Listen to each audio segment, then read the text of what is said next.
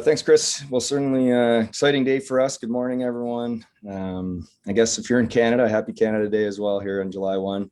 But exciting day for a franchise. I'm very proud to announce Donnie Granato as the next head coach of the Buffalo Sabres.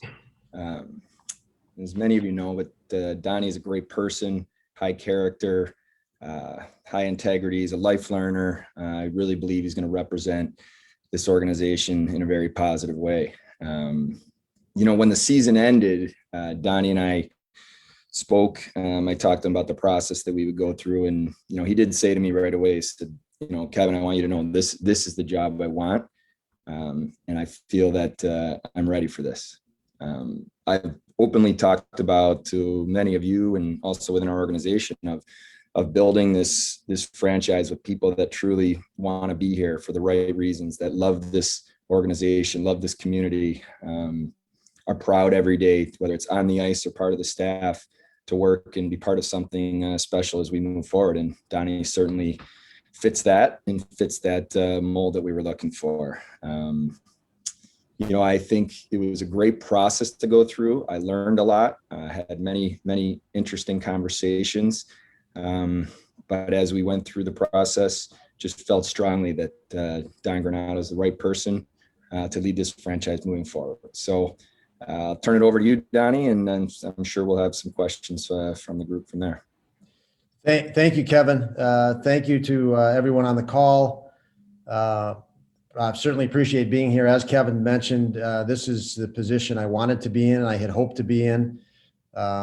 Nothing else interests me in the interim. I wanted to make that clear. I didn't even think of pursuing or potentially pursuing anything else. I didn't feel that was right. This is something that excites me to be here.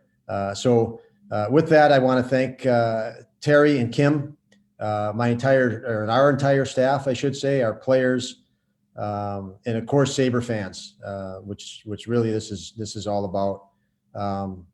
This is an opportunity for me, but I really feel that it's more than an opportunity. It's an obligation. I feel like I have an obligation to all the people, that follow the Sabres, that care about the Sabres, to the players that walk in our room and have to battle for us, to the staff that commits so much, and everything involved. I really do feel that this is an obligation that I have in this position, and I look forward to that.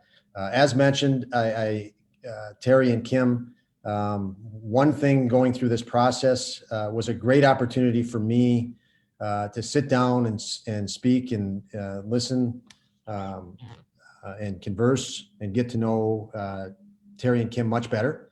And it was great. It's nice to know better when you go to work each day, how much the people that run the business care about you and your success as an individual and in a collective whole.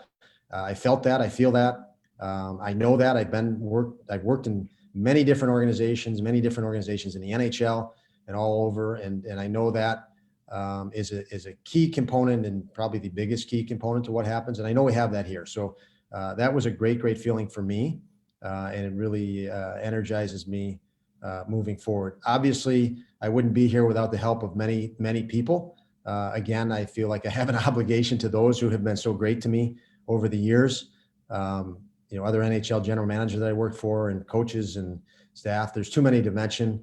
But I am, and I feel that I am an accumulation of all that I've looked at and been around in positive ways and learned from. And there's no greater of that than my family. So I'd like to thank them, my parents, especially raising 6 of us.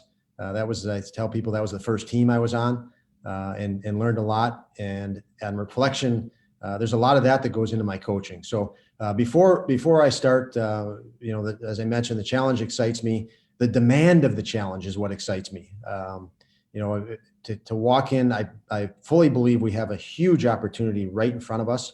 I think our players have started to grasp that with excitement and energy. The demand of Sabre fans, the demand of our hockey community is right where I want to be.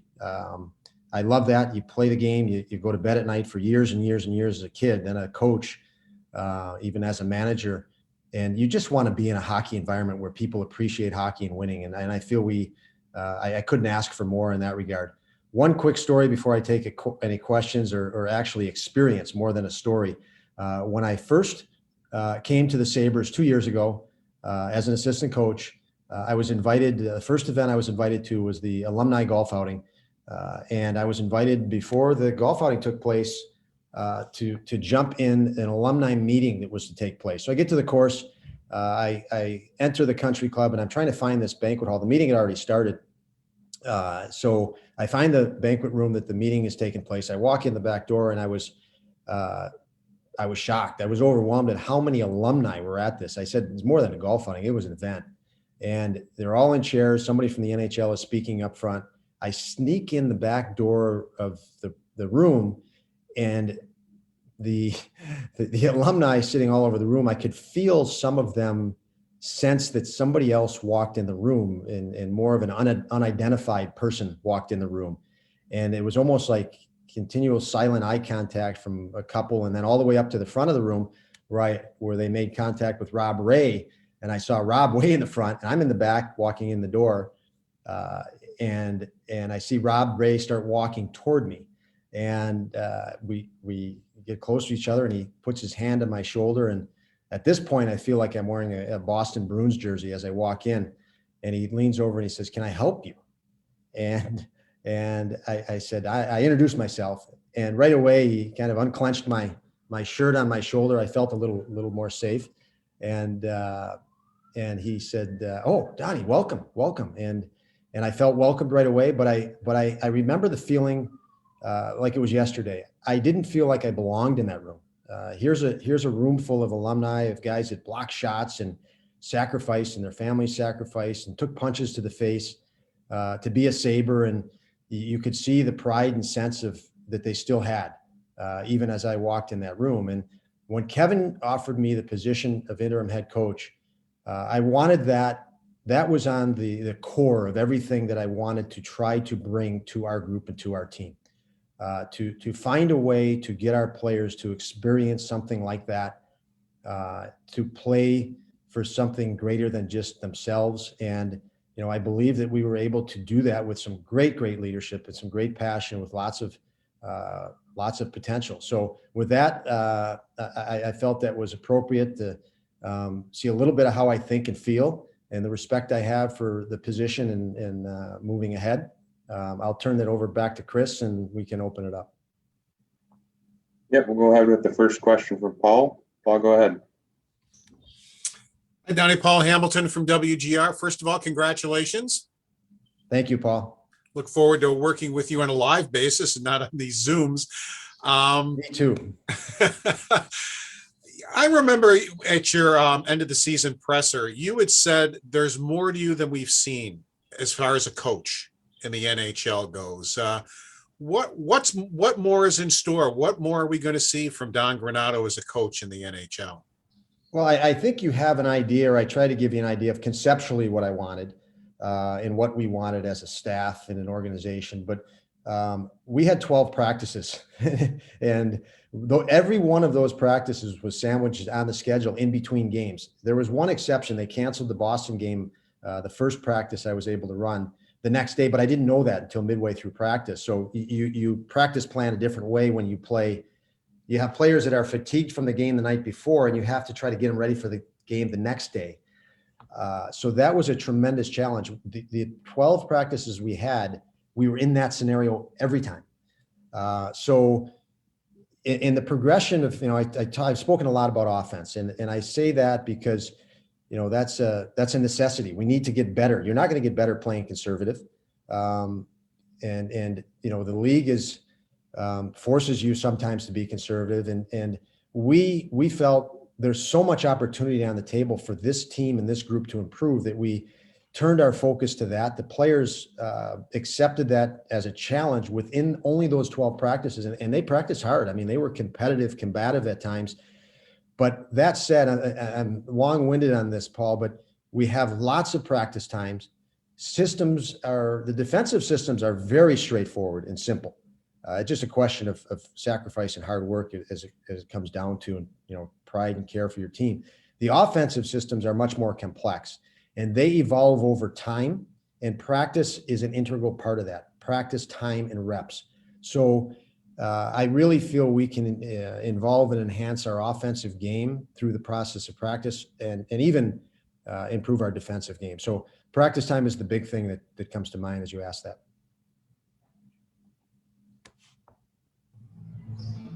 Morning, Don. Mike Harrington here. Congratulations earning the full-time right to deal with us on a twice-a-day basis and have Paul Hamilton take your questions away. Thank you, Paul. There's a lot of opportunity here, and there's a lot of uncertainty here. I guess I'd want to start with, have you talked recently or since the decision was made with Jack, with Sam, and how do you look at preparing to coach a team potentially with them and potentially without them? Yeah, I didn't think Paul would take all your questions away, Mike. So great job. Yeah, when you prepare for a season, you prepare for a range of what may happen. I haven't had time. I've been on the job for 48 hours, or thereabout, and it's been a whirlwind. Most of that time is returning phone calls and text messages and things like that.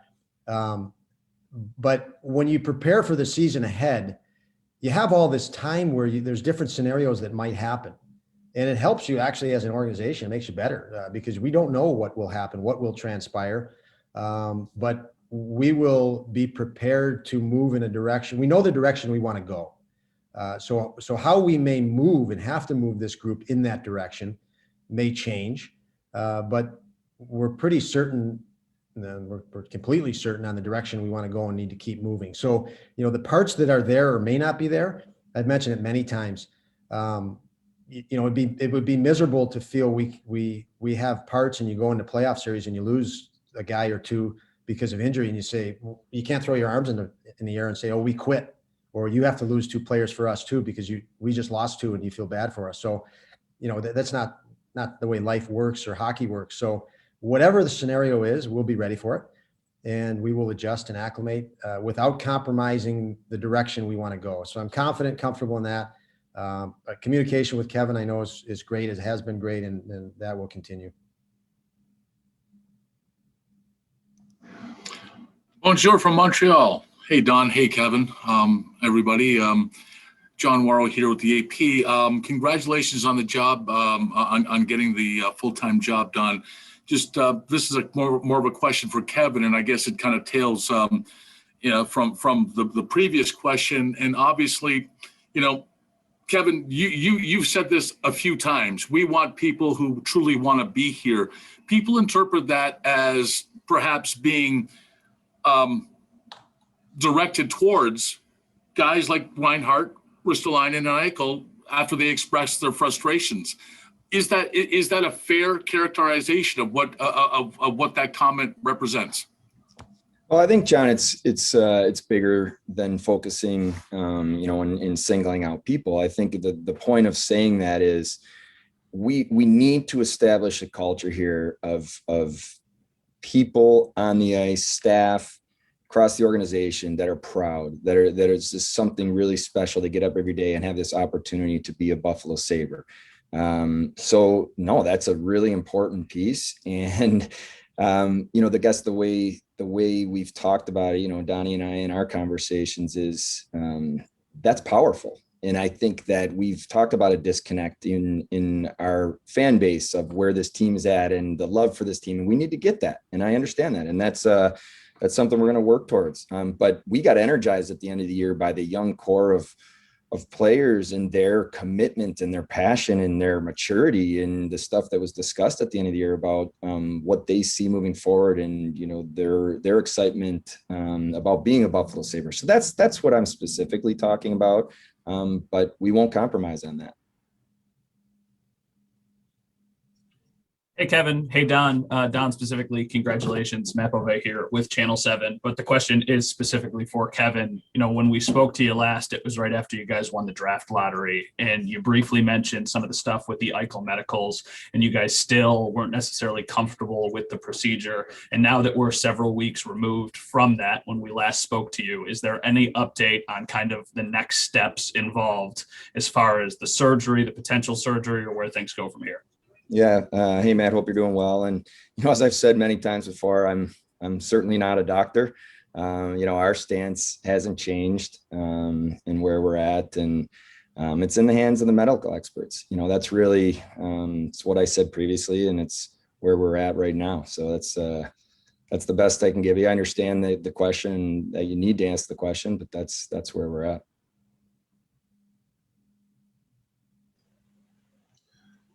Hey, everybody. Thanks for hopping on. Congratulations, Don, as everybody else has said. My question is also for Don. I know you've said that there were only so many practices you've had since you kind of took over, and we saw immediately just how different the pace was. When you took over, it seemed like the practices were going a lot harder, just almost trying to whip the guys into shape. Now that you're going to have an actual, camp coming up, I mean, what can we expect to see out of that? Is it, kind of throw the guys right into the fire early on so that you don't have to introduce harder practices on like later on in the season? How do you look at now that you have a full season to prepare for, you're not just taking over, in the middle of things when the season's already slipped away from you? Yeah. Hi, Ted. Thank you for that. I don't see practices changing from the standpoint of tone. The players' response was outstanding. They enjoyed it. They loved it. They're competitors. They love to compete. So maybe we adjust the duration of a practice, but we will not compromise the competitiveness of practice. When they enter a game, hopefully what you ran in practice, that the game actually feels a bit slower or a bit easier. And we'll continue with that mindset. Again, I felt the players embrace that, and that won't change. The volume of practice is nice. I mean, what helped me tremendously was my 5 years at the national team program and taking the team over with only 12 practices. You learn there quick. I had the best talent in the country playing in. We put them in the USHL or league or the college leagues. The players were 4 or 5 years older than them. And this is the best talent in the country, but they never knew how to play together. They didn't need to use their line mates where they came from. They were just better. But we had as a coaching staff there about 100 to 120 practices a year. And I really went into that job with the hindsight of having coached in the American League and coached in the NHL. And how do I develop a player faster or implement a system more efficiently and effectively? And, that helped. And that will help even with our training camp for me to prepare the team for, game 1, game 2, all the way on. And that was one thing from a coaching respect I was most hopeful for, to get this opportunity to coach this team, was to have more of an opportunity to move the team along in a progression. And it is all about a progression, as I've spoken many times. So that's how I feel on that.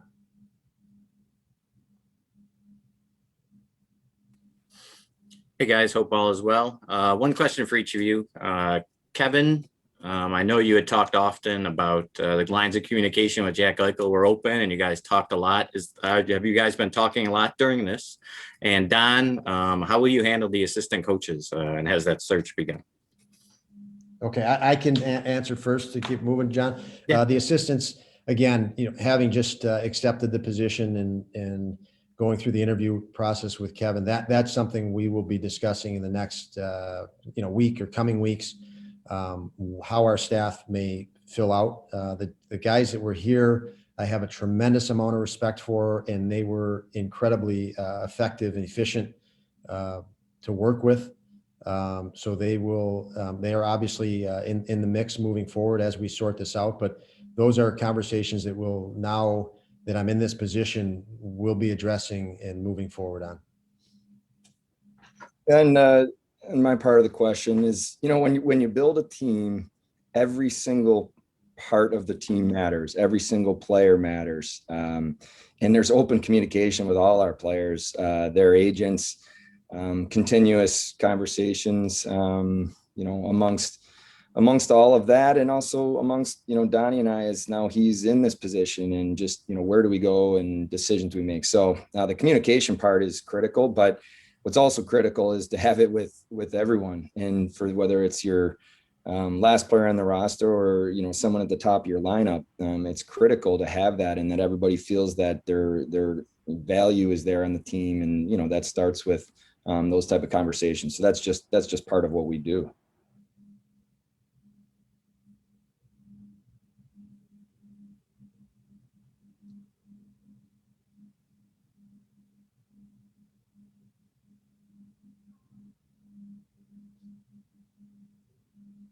Bill, go ahead with your question.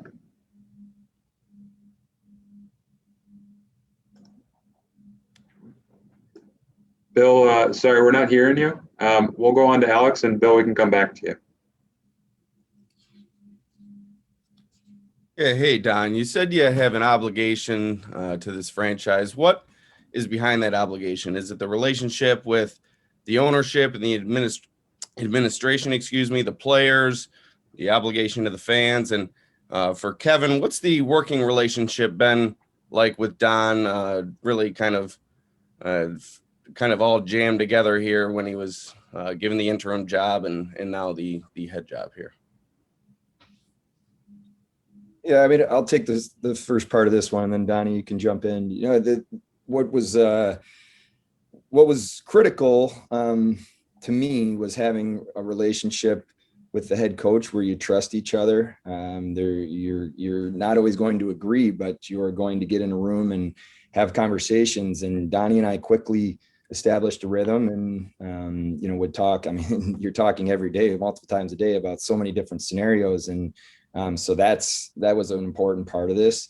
As I went through the process, and you're learning and you're talking to other people, that is something that I thought a lot about with Donnie's background. He's been a head coach for so many years at so many different levels. He's been an assistant coach, understands what it feels like to be in that situation. He's scouted, so has a little different perspective on, whether it's player evaluation. So that really is a unique package. And he's constantly learning. And so I love people that, you challenge each other, you ask questions, you are humble enough to know that you don't always have all the answers, but if you surround yourself with the right people, you're going to get to the right answer. And, I always say this, it's not about being right, it's about getting it right. So how do you surround yourself with people that are all of that mindset? So that's something I'm excited about. And obviously Donnie had a head start on that based on, him coming in, but I'm looking forward to now just picking right back up where we were. Yeah. Hi, Alex. Thanks for the question. The obligation I feel for the team, or for the obligation, is really for the fans. I mean, I grew up in Chicago area. Hockey wasn't real big when I grew up, and I went to high school, and it was the football players at high school. It was the baseball players, but it wasn't hockey players. I finished high school in Minnesota, and you felt that's a hockey community. I mean, that was an amazing experience for me to go to Minnesota and finish high school in a hockey community. And the love of that, finally people appreciate what you go to bed at night dreaming about being and becoming. And that's what we have here in Buffalo. That's amazing. I listen to various radio shows or national telecasts and radio shows, and they love to just throw,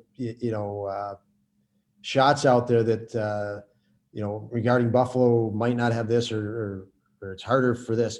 There's nothing hard about people. I can assure you, I know the players, lots and lots of extremely talented players. What we have in Buffalo is special, and they love that. I know our group last year has such a pride for the city and the community, and playing hockey here and putting a jersey over their shoulder. And that's what we need to feel and feed off of. And it's easy to feel and feed off of that here. Now, the challenge of it is, there's an intensity to that, but I love that intensity to that. We're not down somewhere where it's not a hockey community and nobody knows who we are. I like the pressure of that. I think I know we can get our players to thrive on that pressure, where maybe, there are moments where they didn't necessarily thrive on that. So, watching a player, and I'll use a specific player in this, Dylan Cousins this year, and various players, and Tage Thompson was another one that comes to mind. So this is just coming to mind right now, where they stuck up for their teammates and stuck up for the team right away, instantaneously. The surge that went through me, I know went through people watching those players. They cared about their teammate, they cared about the team, they cared about our organization. As Kevin said, players that want to be here, it falls into the categories like that. So we have an obligation, I feel an obligation, that we have to get people here that thrive on that situation. And we have a lot that are already doing just that. So I look forward to that moving forward, but in essence, that's the essence of it, Alex.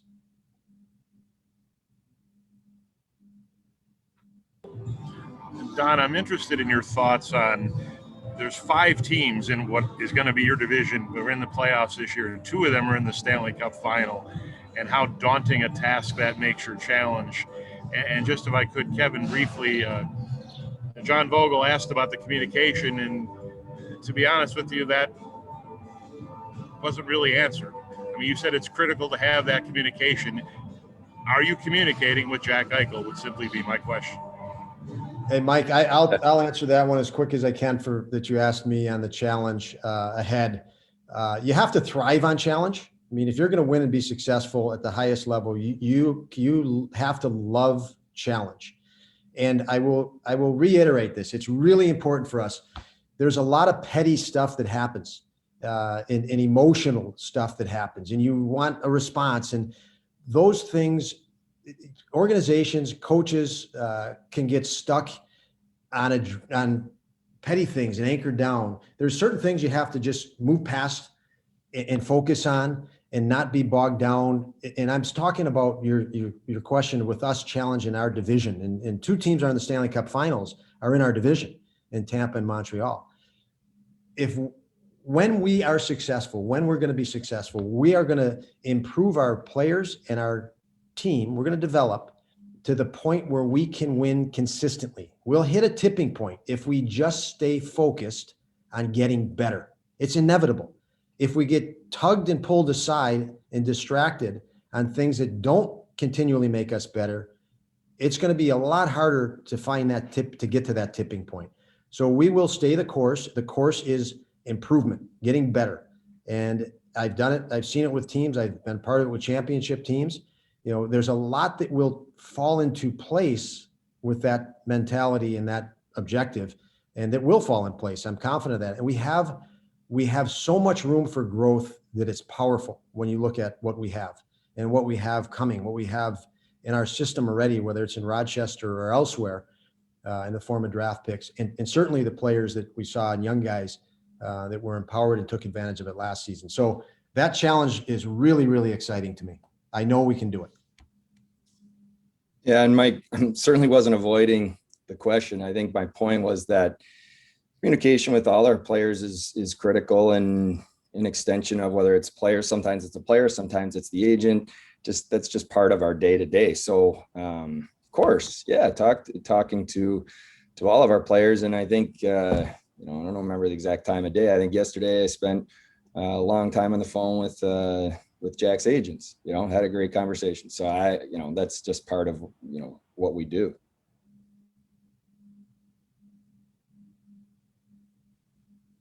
Good morning, gentlemen. Mookie Hawkins, World Sports Today. How's it going? Hi, Mookie. I have 2 questions, one for both. I will start with you, Coach, and congratulations first and foremost. Just what are some of the phases that you stand by on making this team a contender? I'm sorry, I missed you you said before making it a contender. What was the word you used? What are some of the phases that you stand by on making this team a contender? Well, the things that come to mind, we've already initiated. Again, the pride and passion for your teammates, for your team, the competitiveness of your group, the clarity. We were able to make adjustments in between periods. We had back-to-back games against the same opponent, which was great advantage for me as a coach, because I could put things in front of the players and see the speed of their ability to make an adjustment. and it got faster and faster, which is a real indicator of progress and skill overall. To me, there were lots of signs of real strong potential, or strong signs of the actual potential that's there. It's just moving them, it continually move them in the direction in many areas we saw through the better parts of last season. The big one is finding a way to win. I always talk about don't wait to win. And you think about the teams in the Stanley Cup Finals. There's one surprise team in there, I would imagine, to a lot of people. And for us, we can't wait to win. Every single night you lace up your skates, there's a way to win that hockey game. And there's a way to find that. And I think I know our players started to see that and see the parts of the game that are within their control. And I know when they were able to evaluate the game, which is a big process of development, the ability to evaluate the game at the level of the players, they were able to evaluate the game right after and feel that the game was determined or not determined with things they had in their control, and they either controlled them or they didn't, but they had the ability to do it. That's where you saw our players play with more confidence and conviction. Those are components that are already in place that we'll keep building on, and our players grasp and have a real great, as a coach, you want to bring clarity to the vision you want. Those guys have a real good clarity right now. Absolutely. Appreciate that, Coach. And GM, if I may ask you one as well. What are your thoughts on, the big defenseman, man, can he be the Josh Allen of this year's draft? Yeah, it's a good question in terms of the draft. And we had great meetings a couple weeks ago now actually, it was nice. Many of our staff was in town and actually in-person meetings, and a few of our European scouts were on Zoom, but spent a lot of time going through all the players, the top end towards later in the draft. And what's exciting is especially at the top of the draft, there's a lot of players that we feel good about, and we're continuing to kind of work through that. I have more meetings coming up, but I said this a couple weeks ago, I think when we won the lottery, I love the draft process. It's interesting to me. It's a lot of fun to really try to project and evaluate where they're young, they're 18-year-olds, most of them, and where they'll be when they're 23, 24, because it's not an easy job to do, but it's exciting, and it's going to be here quick. The days are moving fast right now.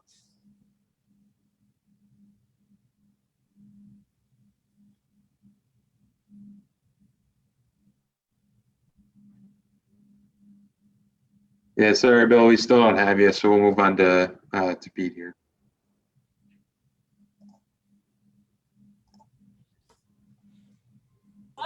Good morning, Kevin. Good morning, Don. Congratulations once again. Pete Gallivan from Channel 2. Just one, I know a lot of the strings were going to be pulled by Kevin, obviously, but Don, when you look at the possible trades that have been discussed, and the potential draft currency you're looking at with the number one overall, to get to that, end result, turn this team around, what pieces do you think you're lacking right now in turning this team into a winning team and potential playoff team? Well, thanks, Pete. There's a lot of pieces I believe strongly in that are entering the organization. You mentioned some of the, Anders Bjork is an example, just entered the organization. We have Jack Quinn, who's at some point going to be entering the organization. UPL is really entering the organization. And JJ Peterka just signed.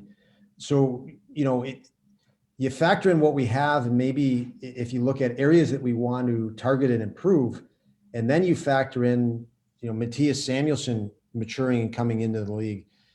There's so many exciting things and pieces that will fill and become more capable at filling areas that you would see on a real winning roster, real successful roster. So, and then you mentioned any potential trades we could have. To me, anything and everything is exciting because of where we're at. We have a lot of potential in the form of talent that's in place to make big steps in a very short span. And I've had a lot of experience been fortunate to be around a lot of extremely talented hockey players. Austin Matthews and Matthew Kachuks and Charlie McAvoy's and Werenski's. And I saw those kids develop fast from 16, 17, 18 years old. And now I look at our player pool and it is really exciting for me with the hindsight I have and the experiences I've gone through. It's exciting. And the intangible components. I mean, our scouts and player personnel, talent does not equal effectiveness, and it doesn't equal success. There's all those intangibles that go with it. And when I meet these kids and I work with these kids and we see these kids, they have a lot of intangibles, a lot of things that you just can't quantify that go into everything I said about the passion and commitment. And so we do have a lot of really good pieces coming, and it ties right in with why I wanted this position so badly, because all of that is exciting.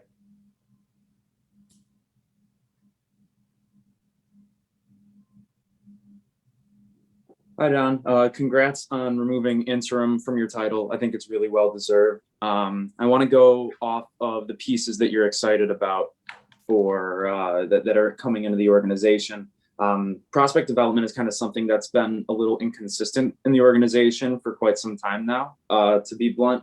But the young guys really bought into you, it seems like, at the end of last year after you took over, almost as much as the fan base has bought into the Donnie Meatballs nickname. So, pun fully intended. What's your secret sauce for player development that worked last year, and how maybe are you adjusting that for your first year as a full-time head coach? Yeah, thanks, Jake. Sometimes when you're talking about player development, it's what you don't say or don't do as much as what you do. And I think of, Darlene Rasmus, for example. There are things that he just, I felt with a little more freedom, we'd see a lot more in certain areas. So, there's a balance to coaching a team outright and then coaching with a focus on development. So a lot of intricacies go into it. Every person's different. Every person's at a different position within their trajectory and their movement forward. So every player has a different identity. You have to help them not only find their identity, because their identity is at the previous level they played. They had a skill set that was maybe 10 different skills at the college level or the junior level, and they come to the NHL, and that skill set of 10, maybe speed was their attribute at the previous level, and they scored 30 goals because they had great speed, but they're not fast in the NHL, so they're not going to score those goals. And it's helping them recognize what they can and can't do, supporting that, and giving them reason to be confident moving forward. So again, each guy, it's different for. That's kind of the fun. There's a little bit of an art to it, a read to it, and then you have to factor that in against your opponent each night and every night, who you may match them up against.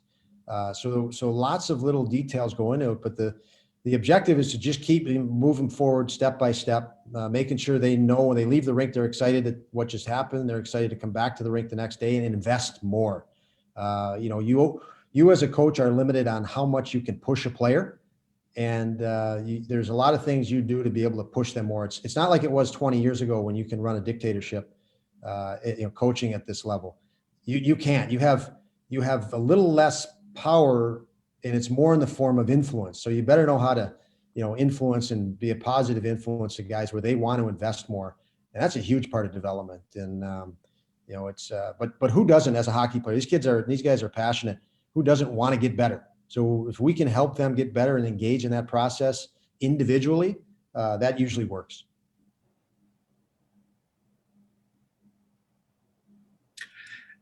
Hey, Don, Paul Stockman with the CBS station here in Buffalo. Good to see you again, and congratulations. I just wanted to ask, I know you kind of answered this already in some of the earlier questions, but perhaps you can elaborate. Last year, even though you were, of course, an assistant coach under the previous administration, really wasn't quite your team. You were taking over a team that was built by a previous coach. So with a full off season ahead of you, the draft, free agency, et cetera, and, off season practices, training camps, et cetera, now under your leadership, how much different, or what will a fully led Don Granato team look like next year after, like I said, these offseason moves and these offseason practices? Well, when I was offered the position by Kevin, obviously we talk about winning right away. And we talked about that that word and winning. I said that, I don't know when, you can go after one win and chase one win or chase analytics and try to correct one component of your game. But if you just, and I've said it 100 times, if you just keep making things better and improving people, you'll hit that threshold and win consistently. And that's what we want. And that's the direction we'll continue to go. You're as a head coach, and I'm so much more comfortable being a head coach. I've done it longer. You set the narrative in each day and each morning. You get to read and react and make certain decisions that you can't, in other positions. So I love that. I've had lots of experience in that, whether it be starting franchises or jumping in midstream and replacing people. It's a nice position to be in, because the vision you have, as long as you can bring some clarity to it, it's a lot of fun.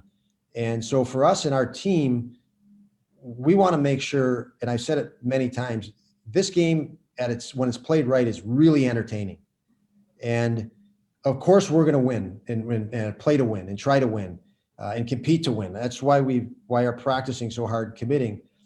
But in that process, it's got to be entertaining. And when it's entertaining, that means you're playing with passion and energy, and the players love that. So it's not just we want to be entertaining for the fans. It's for us too, as a group of players. Lay it on the line, compete as hard as you can. We'll learn more from that if we do lose than if we didn't play with that type of passion. Now the next day, your meeting's all about playing with more passion, not the X's and O's. So, X's and O's are a significant part of the game, but they're really a simple part of the game. The people dynamic and the other dynamics that I've spoken of are so crucial to advancing. But the one thing to conclude, you will see continual progress with our team. I'm convinced of that. I know that. So I don't get mixed up in the day-to-day. You got to be in the moment and attack the moment with everything you have. But you have to move on to the next moment. And we will do that in a progressive way and get better every day. I know that for sure. Okay, can you guys hear me? Yes. All right. Don, congratulations. Thank you. Kevin, when did Don really materialize as a top candidate for you? When did you realize that he was on, the Sabres were onto something under his guidance, I guess you could say?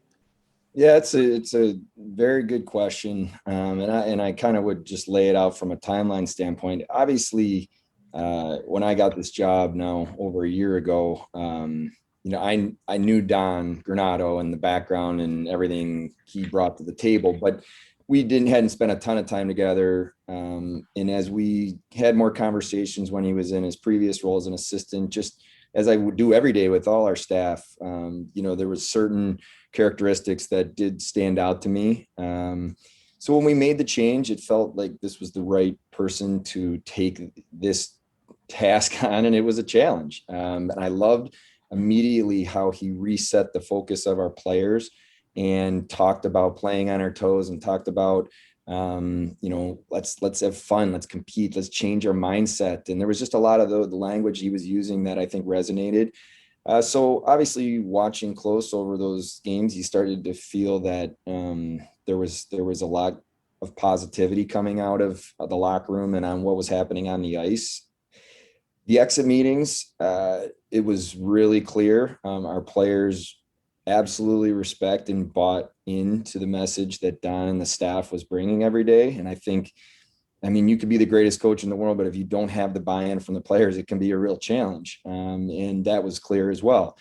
So all of that lined up as we went through. I certainly wanted to go through the process selfishly of making sure we spent a lot of time talking to a number of different candidates. And we did that with former experienced NHL head coaches, AHL coaches, European coaches, college coaches, and I'm glad we did that. I learned from every one of those conversations, but it felt as we went through the process that, Don was the right guy. And so I guess that's a long answer of saying it kind of always felt that through my conversations and interactions and what I was seeing, this was where we were going to end up. But I'm glad, and I feel even more strongly about the fact that we went through the process and where we are today. Kevin, I know we both know trade talks will ramp up before the draft. They always do around the National Hockey League. There are certain trades you might have a possibility of making that could get you back in another pick in the first round of this year's draft. So with that in mind, are there certain trades that you feel pressure and getting done before the draft? Yeah, I think, you've been around the game a long time, Paul. I think there's just natural pressure points that, use the draft, use trade deadline, and just there's different times where things just automatically heat up. So what I'll say is I'm having conversations every day. I'm looking at anything and everything of how we turn this franchise in a positive direction. I mean, I've been consistent with them as we have to do that, and across the board, it has not been good enough, and we have to fix that. So, of course, it'll pick up here as we get, closer to the draft. Would we do something to do it just at the draft?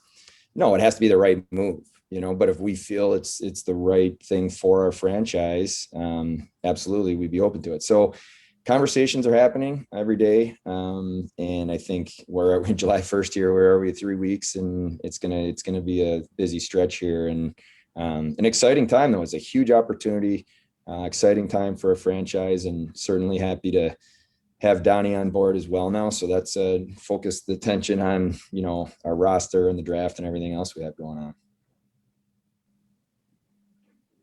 All right. Thank you very much, everybody. And thank you, Kevin and Don, for your time. Hope everybody has a fantastic holiday weekend. Thank you, guys. Thank you.